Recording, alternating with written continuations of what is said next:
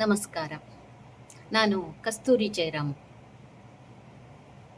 ವೇದಿಕೆಯಲ್ಲಿ ಉಪಸ್ಥಿತರಿರುವ ವಿಜಯಣ್ಣನವರೇ ಹಾಗೂ ಮಯೂರ ತಂಡದ ಅಧ್ಯಕ್ಷರೇ ಮತ್ತು ಸದಸ್ಯರುಗಳೇ, ಎಲ್ಲ ಆಮಂತ್ರಣ ಪರಿವಾರದ ಆತ್ಮೀಯರೇ, ಎಲ್ಲರಿಗೂ ನನ್ನ ವಂದನೆಗಳು.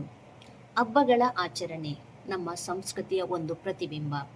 ಹಬ್ಬಗಳ ಆಚರಣೆ ಕೇವಲ ಧಾರ್ಮಿಕತೆ ಮಾತ್ರವಲ್ಲದೆ ಸಾಮಾಜಿಕ ಐಕ್ಯತೆ, ಕುಟುಂಬಗಳ ಬಾಂಧವ್ಯ, ಸಾಂಸ್ಕೃತಿಕ ವೈಭವ, ಸಂಸ್ಕೃತಿಯ ರಕ್ಷಣೆ ಮಾತ್ರವಲ್ಲದೆ ಮಾನಸಿಕವಾಗಿ ಸಂತೋಷ, ಸಂಭ್ರಮ, ಉಲ್ಲಾಸ ನೀಡುವ ಹಾಗೂ ನೈತಿಕ ಮೌಲ್ಯಗಳನ್ನು ಬಿಂಬಿಸುವ ಒಂದು ಪ್ರಕ್ರಿಯೆ. ಹಬ್ಬಗಳು ಧರ್ಮದ ಹಾದಿಯಲ್ಲಿ ನಡೆದು ಬಂದು ಒಗ್ಗೂಡಿಸುವ ಕೆಲಸವನ್ನು ಕೂಡ ಮಾಡುತ್ತದೆ. ಧಾರ್ಮಿಕ ಆಚರಣೆಗಳು ಭಕ್ತಿ ಭಾವಕ್ಕೆ ಪೂರಕವಾಗಿದ್ದು ನಮ್ಮ ಹಿಂದೂ ಸಂಸ್ಕೃತಿಯಲ್ಲಿ ವಿಶೇಷವಾದ ಮಹತ್ವವನ್ನು ಹೊಂದಿದೆ. ವ್ಯಕ್ತಿ ಮತ್ತು ಸಮಾಜದ ಸರ್ವತೋಮುಖ ಬೆಳವಣಿಗೆಗೆ ಧಾರ್ಮಿಕ ಆಚರಣೆಗಳು ಆಗಲಿ ಅಥವಾ ಹಬ್ಬಗಳಾಗಲಿ ತನ್ನದೇ ಆದ ಪಾತ್ರವನ್ನು ವಹಿಸಿಕೊಂಡಿದೆ. ಈ ಆಚರಣೆಗಳು ಸಾಮರಸ್ಯವನ್ನು ನೆಲೆಗೊಳಿಸುವಲ್ಲಿ ಪ್ರಮುಖ ಪಾತ್ರವನ್ನು ವಹಿಸುತ್ತದೆ ಎಂದು ಹೇಳಲಾಗುತ್ತದೆ. ಶ್ರವಣ ಮಾಸ ಧಾರ್ಮಿಕ ಆಚರಣೆಯ ಮಹತ್ವ ಬಗ್ಗೆ ಹೇಳುವುದಾದರೆ, ಪುರಾಣ ಕಾಲದಿಂದಲೂ ಶ್ರವಣ ಮಾಸಕ್ಕೆ ವಿಶೇಷವಾದ ಸ್ಥಾನಮಾನವನ್ನು ಕೊಟ್ಟಿರೋದು ನಾವು ಪುರಾಣ ಕಥೆಗಳಲ್ಲಿ ಕೇಳಿದ್ದೇವೆ. ಶ್ರವಣ ಮಾಸವು ಹಿಂದೂ ಧಾರ್ಮಿಕ ಪರಂಪರೆಯನ್ನು ಹೊಂದಿರುವ ಒಂದು ಪವಿತ್ರ ಮಾಸ. ಈ ಮಾಸದಲ್ಲಿ ದೇವರ ಆರಾಧನೆ ಮಾಡಿದರೆ ಸಂಕಷ್ಟಗಳು, ಪಾಪಗಳು ನಾಶವಾಗುತ್ತದೆ ಎಂದು ಹಿರಿಯರ ಒಂದು ನಂಬಿಕೆ.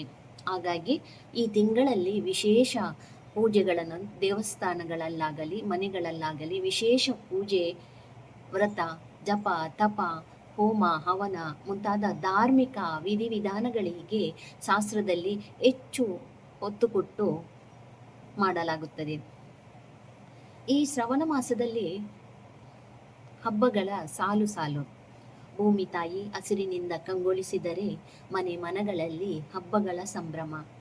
ವಿಶೇಷವಾಗಿ ಶ್ರವಣ ಸೋಮವಾರ ಶಿವನ ಆರಾಧನೆಯಾದರೆ, ಇನ್ನು ನಾಗರ ಪಂಚಮಿ, ಮಂಗಳ ಗೌರಿ ವ್ರತ, ಇನ್ನು ವರಮಹಾಲಕ್ಷ್ಮಿ, ಹಾಗೆಯೇ ರಕ್ಷಾಬಂಧನ ಮುಂತಾದ ಭಕ್ತಿಯ ಆರಾಧನೆಯಲ್ಲಿ ಸಕಾರಾತ್ಮಕ ಚಿಂತನೆಯನ್ನು ತುಂಬುವ ಪವಿತ್ರ ಸಮಯ ಈ ಶ್ರವಣ ಮಾಸವು.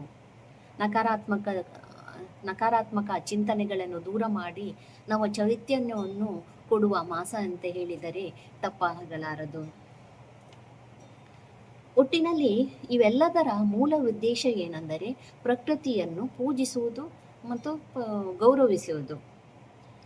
ಹೇಗೆ ನಾವು ಋತುಗಳ ರಾಜ ವಸಂತ ಅಂತ ಹೇಳ್ತೇವೆ, ಹಾಗೆಯೇ ಮಾಸಗಳ ರಾಜ ಶ್ರವಣ ಅಂತ ಹೇಳ್ಬೋದು. ಶ್ರವಣ ಮಾಸದಲ್ಲಿ ಪ್ರಕೃತಿಯು ಹೊಸತನದಿಂದ ತುಂಬಿ ನಗುತ್ತಿರುವಳು.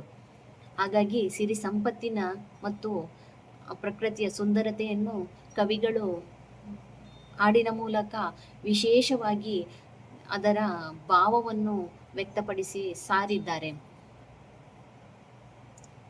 ಪ್ರಕೃತಿ ನವಚೈತನ್ಯದಿಂದ ಕೂಡಿದ್ದರೆ ಹಬ್ಬಗಳ ಆಚರಣೆ ಮಾಡುವ ಮೂಲಕ ಜನಮಾನಸದಲ್ಲಿ ಉಲ್ಲಾಸ, ಸಂತೋಷವನ್ನು ತುಂಬುವ ಕೆಲಸವನ್ನು ಕೂಡ ಈ ಶ್ರವಣ ಮಾಸವು ಮಾಡುತ್ತದೆ ಎಂದು ನಾನು ಹೇಳ್ತೇನೆ. ಈ ಶ್ರವಣ ಮಾಸವು ಒಂದು ಕಡೆ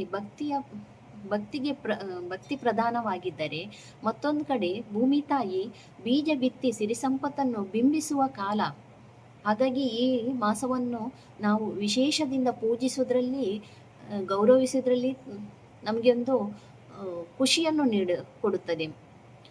ಧಾರ್ಮಿಕ ನಂಬಿಕೆ ಈ ಶ್ರವಣ ಮಾಸ ಮಾತ್ರವಲ್ಲದೆ ಈ ಶ್ರವಣ ಮಾಸವು ಧಾರ್ಮಿಕ ನಂಬಿಕೆಯನ್ನು ಉಳಿಸಿ ಬೆಳೆಸಿಕೊಂಡು ಹೋಗುವುದರಲ್ಲಿ ಮಹತ್ವದ ಪಾತ್ರವನ್ನು ಕೂಡ ವಹಿಸಿಕೊಂಡಿದೆ. ಹಬ್ಬಗಳ ಆಚರಣೆಯ ಮೂಲಕ ಮುಂದಿನ ಪೀಳಿಗೆಗೆ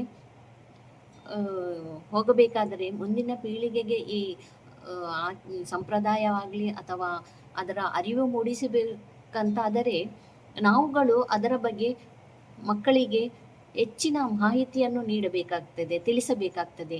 ಇಂದಿನ ಧಾವಂತದ ಬದುಕಿನಲ್ಲಿ ಎಲ್ಲವೂ ತೆರೆಮರೆಸಿರುವುದು ಒಂದು ಬೇಸರದ ಸಂಗತಿ ಆಗಿದೆ. ಹಾಗಾಗಿ ನಾವು ಹಬ್ಬ ಹರಿದಿನಗಳಲ್ಲಿ ಒಟ್ಟು ಸೇರಿಕೊಂಡು ಮಕ್ಕಳಿಗೆಲ್ಲ ಈ ಪುರಾಣ ಕಥೆಗಳಿಂದ ಕೇಳಿ ಬಂದಂಥ ಪುರಾಣ ಕಥೆಗಳನ್ನು ತಿಳಿಸುವುದರ ಮೂಲಕ ಅಥವಾ ಹಿರಿಯರಿಂದ ಕೆಲವೊಂದು ವಿಷಯಗಳನ್ನು ಧಾರ್ಮಿಕ ವಿಧಿವಿಧಾನಗಳನ್ನು ಆಗಲಿ ಆಚರಣೆ ಸಂಪ್ರದಾಯಗಳನ್ನು ಆಗಲಿ